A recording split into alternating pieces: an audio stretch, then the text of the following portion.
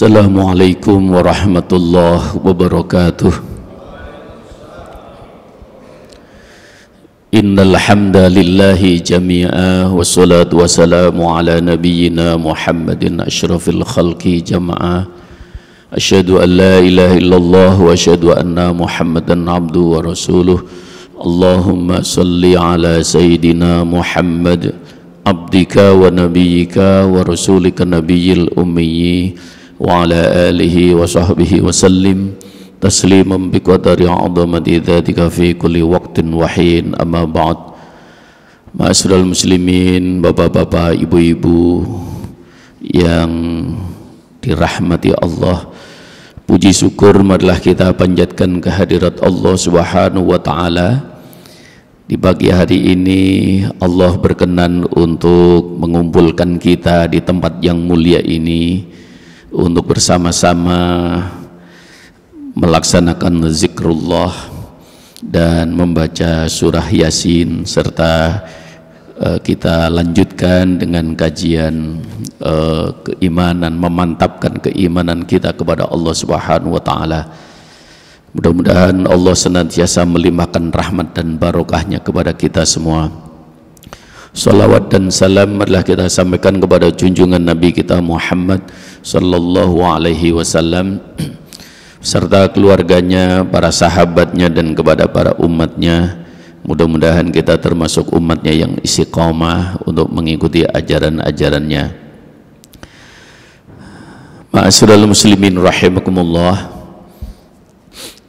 melanjutkan kajian dalam rangka pemantapan keimanan kita kepada Allah Subhanahu wa taala dengan pendekatan Asmaul Husna, mengenal Allah lewat nama-nama indahnya. Asyraful ulum ma'rifatullah, ilmu yang akan memuliakan dirimu adalah ilmu engkau mengenal kepada Allah. Dan hari ini sampai pada pengenalan nama Allah yang ke-64, Al-Qayyum Jalla Jalaluh. Dialah Allah yang maha berdiri sendiri, dan dialah Allah yang memenuhi kebutuhan bagi makhluknya. Makna Al-Qayyum adalah Allah Subhanahu wa ta'ala menyebutkan di dalam Al-Quran 3 kali. Yang pertama di dalam surat Al-Baqarah ayat ke-255. A'udzubillahi minasyaitonirrajim. Bismillahirrahmanirrahim. Allahu la ilaha illa huwal hayyul qayyum la ta'khudhuhu sinatun wa la naum. Al-ayah. Allah tidak ada sembahan yang patut untuk disembah illa huwa, kecuali hanya dia. Dialah yang maha hidup, yang memberikan kehidupan bagi makhluknya. Al-Qayyum, dialah Allah Subhanahu wa ta'ala yang mampu berdiri sendiri. La ta'khudhuhu sinatun wala naum, dan Allah Subhanahu wa ta'ala senantiasa terus mengurus bagi makhluknya sehingga tidak pernah ngantuk apalagi tidur. Nah, makna Al-Qayyum di mana Allah Subhanahu wa ta'ala terangkan di dalam surat Al-Baqarah ayat ke-255 yang kita kenal dengan ayat kursi. Ini Allah ingin menjelaskan tentang bahwa ya Allah itu memang tidak ada duanya. Tidak ada Tuhan yang pantas untuk disembah dalam kehidupan ini kecuali hanya Allah. Bahwa Allah Subhanahu wa ta'ala bisa mengatur semuanya sendiri. Allah menciptakan semuanya bisa sendiri. Allah menentukan semuanya bisa sendiri. Bagaimana dengan kita sebagai makhluknya? Maka dulu pernah ada makhluk manusia yang mengaku dirinya sebagai Tuhan. Padahal Tuhan itu mestinya ya bisa menciptakan alam jagat raya sendiri. Allah bisa mengatur makhluknya, seluruh alam ini bisa sendiri. Terus Fir'aun bisa apa? Manusia ini senantiasa bergantung pada yang lain. Bahkan untuk melakukan apa saja, manusia itu butuh bantuan pihak lain. Kita makan itu begitu banyak yang terlibat dalam penyiapan supaya kita bisa makan. Makanan bisa sampai di meja, sampai di atas piring, itu sudah banyak sekali melibatkan sekian banyak orang, mulai dari petani, pedagang, kemudian pengangkut beras dan lain sebagainya. Kita pakai baju ini juga melibatkan sekian banyak orang. Apa yang kita bisa lakukan sebagai manusia? Maka semua bergantung kepada Allah Subhanahu wa Ta'ala. Maka memahami Al-Qayyum agar manusia ini menyadari bahwa sehebat apapun, sekuat apapun penguasa yang saat itu Fir'aun itu umurnya saja diberikan oleh Allah sampai dalam satu riwayat itu 450 tahun, nggak pernah sakit, batuk nggak pernah, pilek juga nggak pernah. Tapi maka sampai akhirnya dia ngaku dirinya sebagai Tuhan, tapi mati juga dia. Dan dia untuk melakukan segala sesuatu perlu pelayan, perlu banyak pihak untuk bisa melakukan sesuatu. Nggak bisa apa-apa. Hakikatnya, kalaupun dia bisa melakukan sesuatu itu juga karena Allah yang memberikan kekuatan bagi dirinya. Maka diharapkan mengenal Al-Qayyum supaya tidak muncul kembali Fir'aun selanjutnya, atau Fir'aun kecil lah yang merasa kuat, merasa paling hebat, bisa apa saja. Tidak, bahwa manusia sadari kita mengenal Allah Al-Qayyum, yang bisa apa saja itu hanya Allah, yang bisa menentukan segalanya itu hanya Allah. Kalaupun kita diberikan kewenangan, itu adalah karena limpahan kekuatan dari Allah. Kalaupun kita bisa diberikan kemampuan untuk berpikir, maka itu juga karena kemurahan Allah.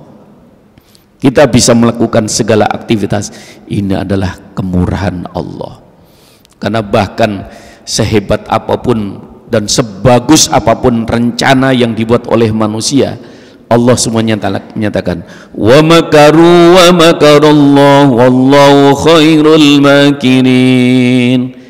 Kamu boleh untuk mempunyai rencana sedetail apapun, sehebat apapun, bahkan sampai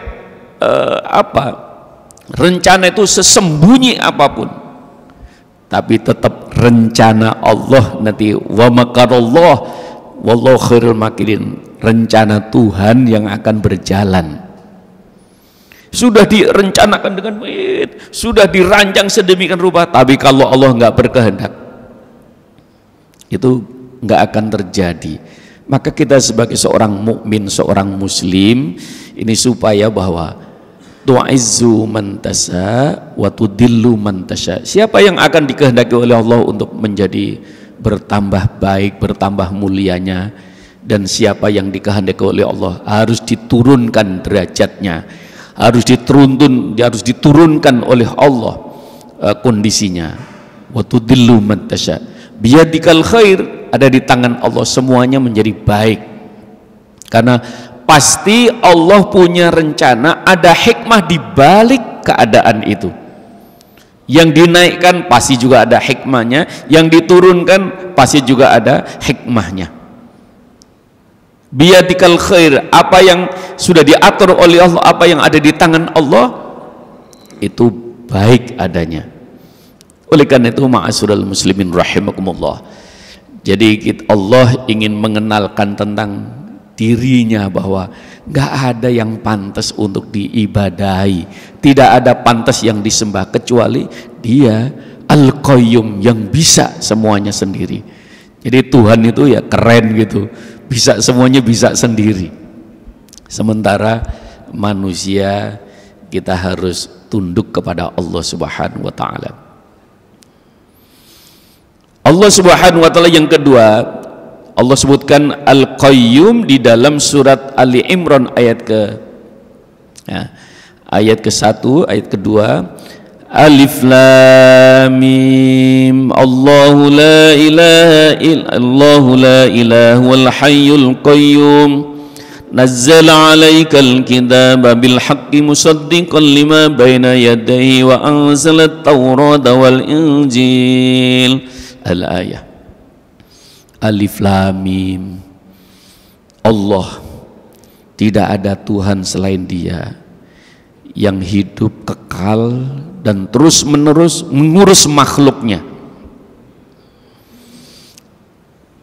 Di antaranya Allah Subhanahu wa taala menunjukkan, Dialah Allah yang nazzala 'alaikal kitab bil haqq.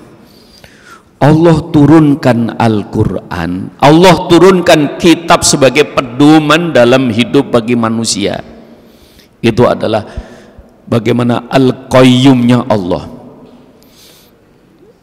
Setiap periode manusia yang diturunkan, yang diciptakan oleh Allah ini, mulai dari Nabiullah Adam alaihissalam sampai Nabiullah Muhammad dan seterusnya sampai ila yaumil qiyamah, Allah tahu persis apa yang dibutuhkan dalam hidupnya untuk buku manualnya, buku petunjuknya. Padahal untuk mengatur manusia yang sekian banyak ini pasti ya tidak mudah, nggak terbayangkan oleh kita. Ngatur orang se-Indonesia ini aja susahnya minta ampun. Ngatur orang sekampus saja kadang-kadang memang tidak mudah. Tapi Dialah Allah Subhanahu wa taala yang memberikan aturan alam jagat raya ini termasuk manusia. Allah mengatur bumi berputar dan beredar pada porosnya. Matahari dibutuhkan manusia berputar dan beredar pada garis edarnya, berputar pada porosnya dan beredar pada garis porosnya, dan semuanya manusia juga ditetapkan oleh Allah kapan hidupnya, kapan matinya. Manusia juga ditetapkan oleh Allah Subhanahu wa taala segala sesuatunya, tentang rizkinya dan lain sebagainya, yang ngatur Allah Subhanahu wa taala. Allah siapkan segala sesuatu. Huwallazi khalaqalakum ma fil ardi jami'a. Dialah Allah menciptakan bahkan alam jagat raya ini untuk kamu sekalian, hai manusia. Ada yang disiapkan oleh Allah untuk makan, ada yang disiapkan untuk minum, ada yang disiapkan untuk konsumsi pikiran, ada yang disiapkan untuk kebutuhan papan, sandang dan lain sebagainya. Allah menyiapkan sendiri. Iya, jadi kita itu bergantung, Masya Allah. Kalau begitu ya Allah, Al-Hayyu Al-Qayyum. Karena itu ma'asyiral muslimin rahmatullah, maka Allah sampai nyatakan yas'aluhu ma fis samawati wal ard kulla yaumin huwa fi sya'n. Dalam surat Ar-Rahman ayat ke-29 Allah nyatakan, ya, semua yang ada di langit dan di bumi ini maka mereka butuh kepada Allah. Karena semuanya butuh kepada Allah, kulla yaumin huwa fi sya'n. Maka Allah dalam keseharian itu sibuk, sampai Allah harus nyatakan Allah itu sibuk ngurus semua alam jagat raya ini, semua yang ada di alam jagat raya ini. Manusia yang jumlahnya tidak kurang dari 7,5 miliar, ini semuanya juga diurus oleh Allah Subhanahu wa taala. Ini kesediaan papan, pangan, sandang, semuanya disiapkan oleh Allah. Nah, dan kita digerakkan, manusia digerakkan fikirannya untuk mengolah semuanya apa yang sudah disiapkan oleh Allah SWT. Allah menyiapkan sendirinya. Maka dalam ayat kursi tadi juga la ta'khudhu sinatu wala naum, sampai Allah itu nggak pernah ngantuk apalagi tidur. Lah ini ada yang ngaku Tuhan malah tidur. Dalam tidurnya akhirnya diganggu oleh makhluk yang lain. Dalam sejarah ini, dalam cerita itu Fir'aun itu ketika begitu memproklamirkan dirinya sebagai Tuhan, ana rabbukumul a'la, saya sebagai Tuhan yang paling tinggi, itu siang-siang istirahat itu pintu kamarnya didobrak oleh syaitan. Itu marahnya luar biasa orang yang ngaku Tuhan ini. Nah terus siapa ini yang berani-berani mengganggu saya sedang tidur? Oh, Tuhan kok pakai tidur lah, terus nanti gimana urusannya yang lain? Aku, katanya. Siapa kamu? Setan. Kenapa kamu kesini? Ya, saya protes. Saya ini makhluknya Allah yang paling sesat, nggak pernah ngaku sebagai Tuhan. Kamu sudah melampaui batas sebagai makhluk Allah, katanya. Ma'asyiral muslimin rahimakumullah. Lah ya, kalau manusia ini diberikan oleh Allah rasa ngantuk dan kita tidur, satu sisi ini menunjukkan kelemahan manusia, tapi sisi yang lain Allah bisa mengemas sesuatu yang menunjukkan kelemahan tapi sekaligus sesuatu itu menjadi rahmat dan barokah bagi kita. Kita diberikan rasa ngantuk, apalagi kita tidur, ini supaya apa? Rasa ngantuk itu supaya kita tahu ada sinyal bahwa kita memang sudah lelah, harus tidur. Karena apa yang terjadi kalau orang itu nggak dikasih ngantuk?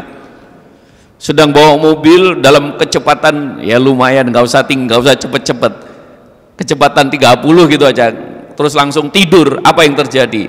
Naudzubillah min dzalik. Taqabbalallahu minna wa minkum.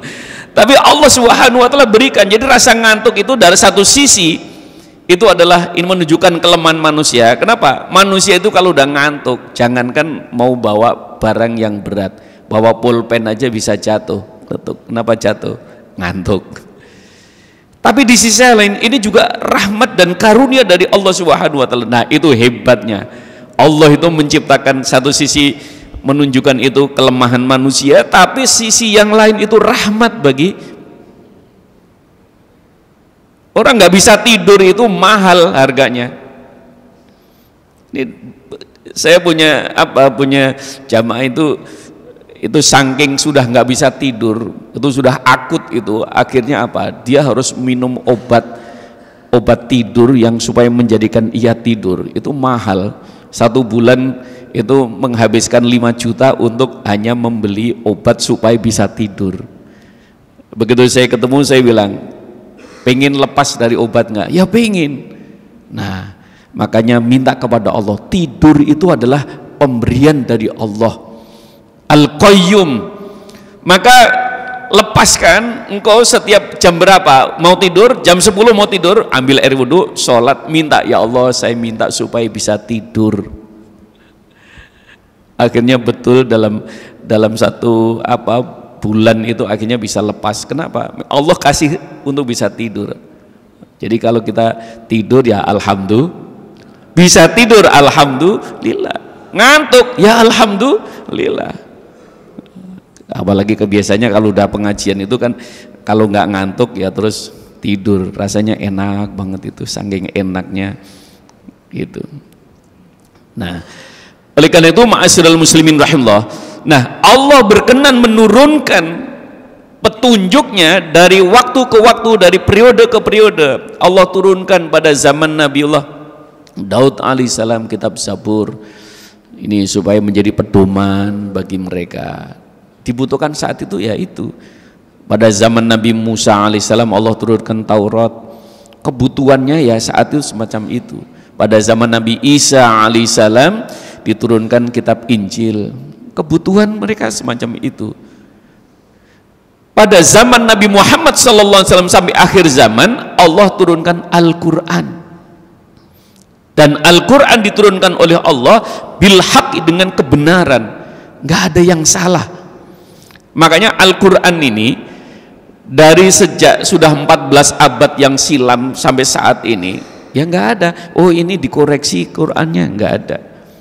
Quran itu memang ya benar, dan Allah Subhanahu wa taala, inna nahnu nazzalna dzikra wa inna lahu hafidun. Allah yang turunkan Al-Quran itu dan Allah yang akan menjaganya. Kitab-kitab yang sebelumnya Allah nggak tetapkan begitu, tapi Al-Quran Allah turunkan dan Allah yang akan menjaganya.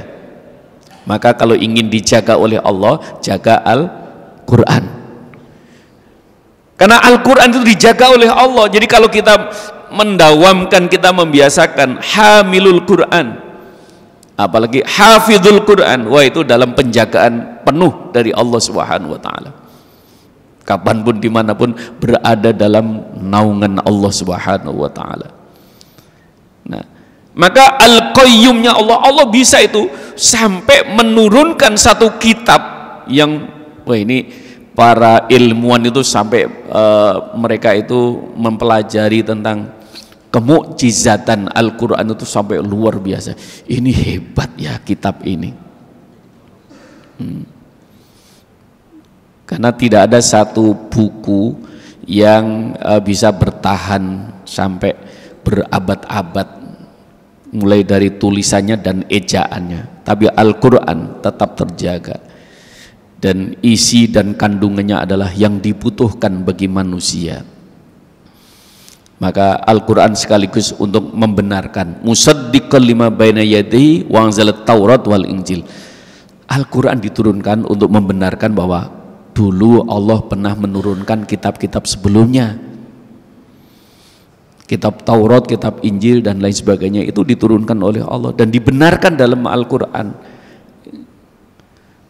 Maka Allah Subhanahu wa taala menjelaskan Al-Qayyumnya bagaimana agar manusia ini menyadari betul bahwa ketergantungan pada pihak lain, apalagi ketergantungan kepada Allah sudah pasti. Kita butuh Tuhan, kita butuh Allah, kita juga butuh teman, kita butuh sahabat, kita butuh rekan untuk kerjasama, kita butuh dan lain sebagainya.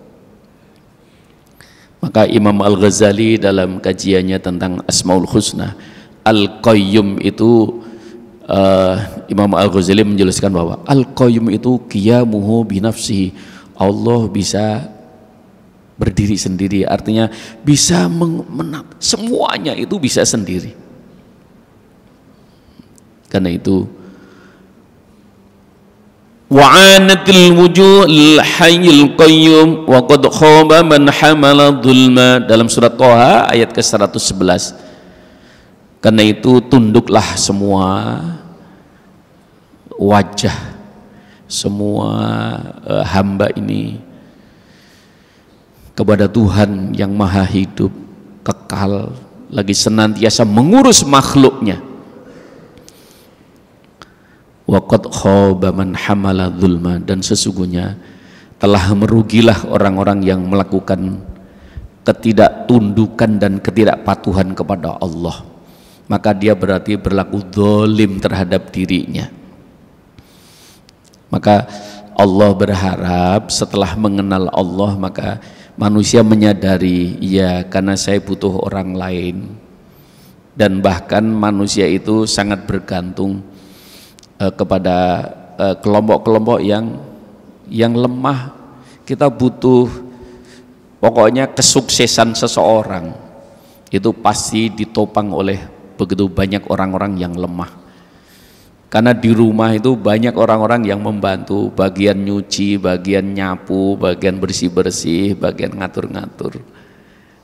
Itu menghantarkan kesuksesan seseorang. Karena dia tidak lagi ngurusin yang gitu, dia bisa mengurusi konsentrasi pada prestasi dirinya. Sebuah perusahaan yang besar butuh tenaga-tenaga yang orang-orang yang lemah, butuh manusia, butuh. Nah, disinilah kaum muslimin yang dimuliakan Allah Subhanahu wa taala. Allah berharap supaya wa'anatil wujuh, hendaknya engkau menundukkan diri di hadapan Tuhanmu. Siapapun dirimu, dalam posisi apapun, engkau berada di hadapan Tuhanmu. tundukkan hatimu, tundukkan dirimu. Maka kita ketika kita sudah sholat, kita menyatakan inni wajjahtu wajhiya lilladzi fataras samawati wal ard. Itu luar biasa itu. Begitu kalau seorang itu sudah mempunyai kesadaran, itu kesadaran yang luar biasa. Ya Allah, aku hadapkan diriku kepadamu. Engkau yang menciptakan alam jagat raya ini, ya Allah. Jadikan kami, ya Allah, sebagai orang-orang yang selalu tunduk kepadamu. Ini satu kesadaran iman yang luar biasa. Ketundukan kepada Allah tidak akan menjadikan seorang hina, justru akan semakin mulia. Semakin tunduk kepada Allah semakin mulia. Justru orang-orang yang waqad khaba man hamala zulma, orang yang tidak mau tunduk kepada Allah, maka dia akan rugi. Dia telah berlaku zalim terhadap dirinya. Karena apa? Kesadaran dirinya mestinya harus mengakui keberadaan Tuhan yang Maha Agung. Kepala harus ruku dan sujud, ruku'an wa sujudan. Orang yang ruku, orang yang sujud bukan menjadikan dia hina, tapi malah tambah mulianya. Inilah kaum muslimin yang dimuliakan oleh Allah Subhanahu wa taala.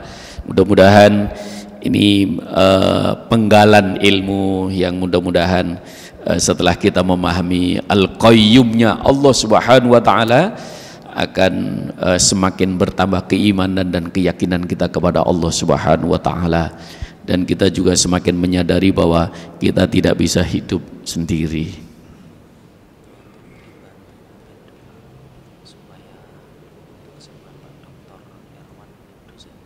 Oh, Pak Irwan. Iya. Karena itu bapak-bapak, ibu-ibu, kaum muslimin yang dimuliakan oleh Allah Subhanahu wa taala, mudah-mudahan dengan kita menambah hasanah kita Al-Qayyumnya Allah. Nah, sudah ke-64, jadi sudah episode ke-64 dalam pembahasan mengenal kepada Allah lewat ayat-ayat Allah. Mudah-mudahan bermanfaat, dan marilah kita di penghujung acara yang agung yang mulia ini, kita mohon kepada Allah Subhanahu wa taala untuk Bapak Irwan,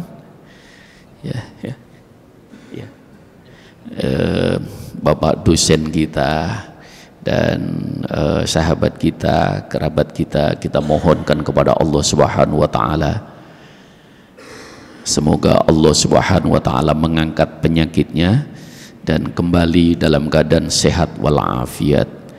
Begitu juga kepada saudara-saudara kita, keluarga kita yang sedang sakit, mudah-mudahan juga diangkat penyakitnya oleh Allah Subhanahu wa taala. Dan kita juga mohon kepada Allah, mudah-mudahan kita dan keluarga kita diberikan ketetapan iman Islam, diberikan sehat walafiat, dimudahkan segala urusan kita, disampaikan hajat kita, dijadikan keluarga kita keluarga yang baik, keluarga yang soleh dan solehah. Lillahi ta'ala al-Fatihah. A'udzu billahi minasyaitonir rajim. Bismillahirrahmanirrahim. Alhamdulillahi rabbil alamin, arrahmanir rahim, maliki yaumiddin. Iyyaka na'budu wa iyyaka nasta'in. Ihdinas siratal mustaqim, siratal ladzina an'amta 'alaihim ghairil maghdubi 'alaihim waladdallin.